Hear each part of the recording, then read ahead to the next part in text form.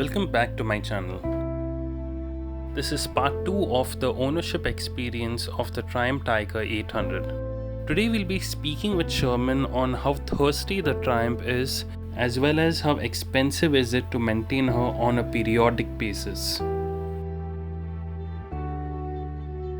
So now I know this is not much of a consideration, but for salaried people like us, it definitely is a point to be considered. With reference to average, with reference to the fuel economy, how much were you getting with the stock exhaust and how much are you getting with the Aero exhaust? So I can't say much about stock because I did my run-in on stock. So the very first month I switched to the Aero. Which normally I would advise people always do a run-in on stock, and then because people put the exhaust and take it right from the showroom, it's not very advisable.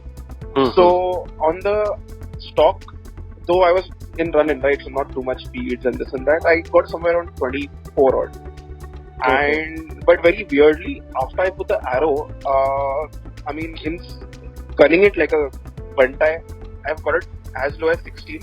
But one of my trips where I rode to Udaipur, so that time with the pillion and luggage, I got around 27, which was, I was like, that's amazing.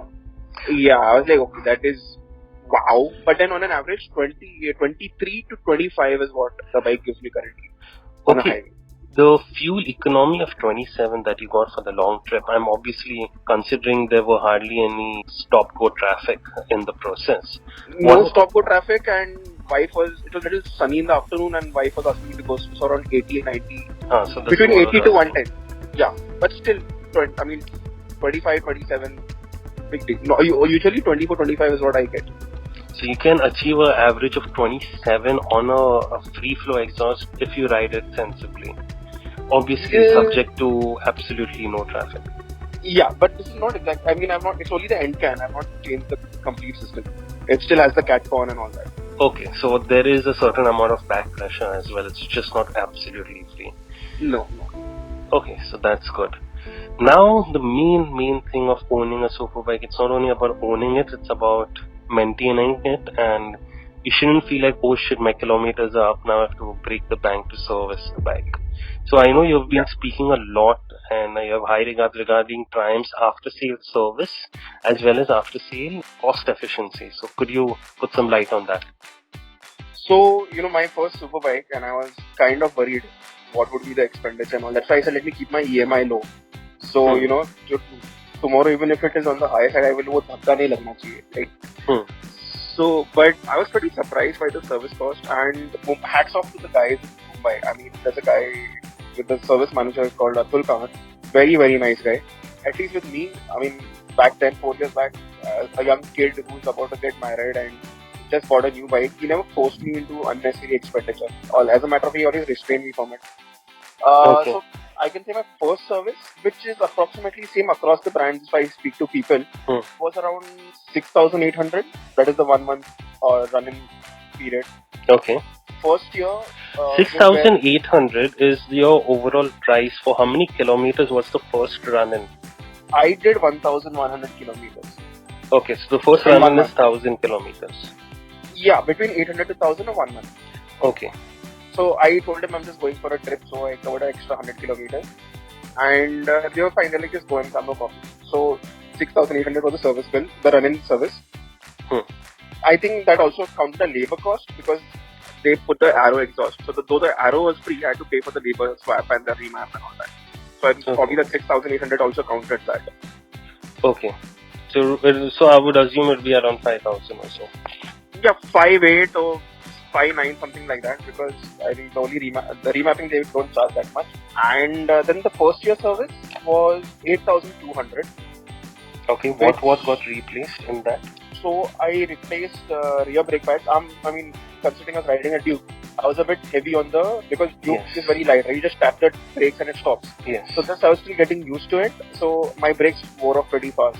So the rear brake, I had to replace the rear brake, your oil filter change, air filter change, because I mean people normally change at 20, but for some reason my air filter always like it was this black still dripping out. My service guy was like, "What the heck are you doing?" So, like, yeah, they changed that, and we have regular brake fluid to top ups and stuff like that. So that came to around 8,300.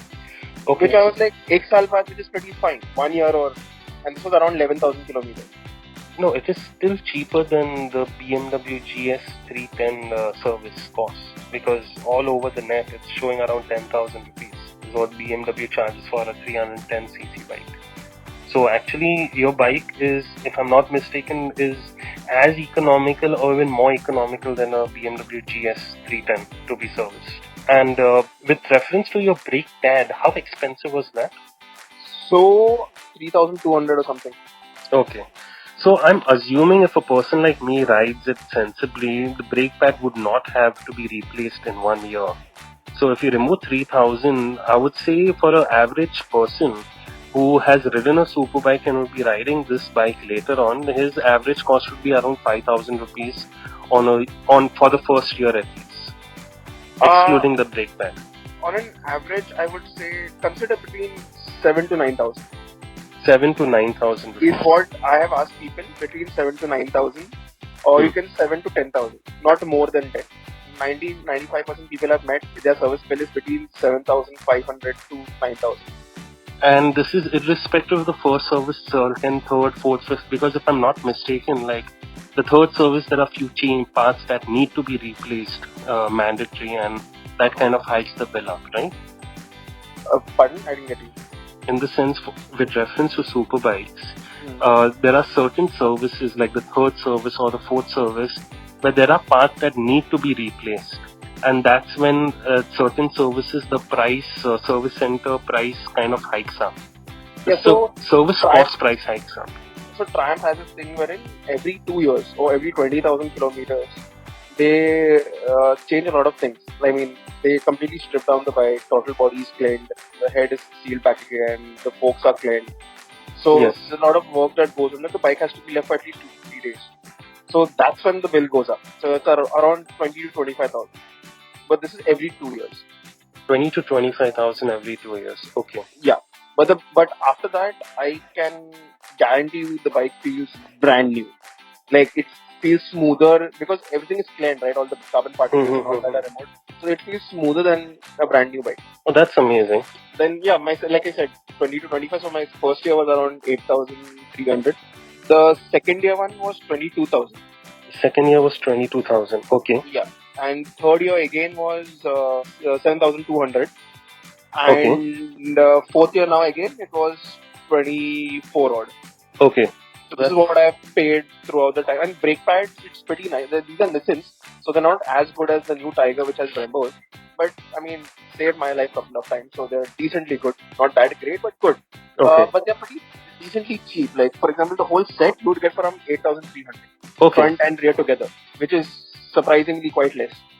And if you compare it to, say, the new Tigers brake pads, how expensive would that be? New Tigers, Brembo Stylemas, they would be around 14 to 15 odd for the entire set, which is still less compared to other brands and other people who are giving Stylemas. Okay, that's good. These are Stylemas. So Stylemas are one of the top ends what you can find.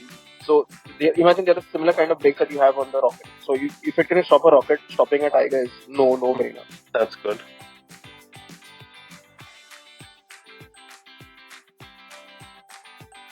Well, we hope you liked this video. We look forward for seeing you in part 3 of the ownership experience.